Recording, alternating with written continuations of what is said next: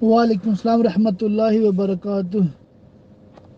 Test भी उन्हीं के होंगे ना जो सबक सुनते हैं और बताते हैं अभी सबक सुन रहे हैं, या पढ़ते हैं और बताते हैं कि भी पढ़ रहे हैं, ये पढ़ा है, ये समझा है, या जो सबक पढ़ के रिकॉर्ड करके भेजते हैं, यानी कि इन टच हैं और हाज़िरी उनकी लग रही है। जिन लोगों ने सिर्फ नाम दिए हैं और उसके बाद कोई राब्ता नहीं, ना कभी सबक पढ़ा ना कभी बताया, तो ज़ाहिर है उनके तो टेस्ट नहीं होंगे ना। तो ये चीज़ है, नीयत है हर 6 माह के बाद टेस्ट होगा, मगर वो होगा ओपन बुक टेस्ट। वो तो कोई भी पास कर सकता है ना, कि किताब से देख के जवाब भेज दे मुझे, समझे बात को।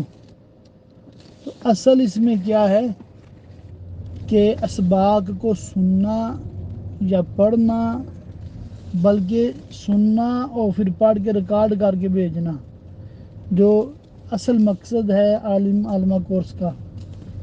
तो आपसे भी दरख्वास्त है, आप अगर इंटरेस्टेड हैं तो कम अज़ कम इन ऑडियोज़ को सुना करें और अपनी वॉइस में 1-2 मिनट में बता दिया करें कि आज हमने ये पढ़ा है, ये सुना है, ये समझा है।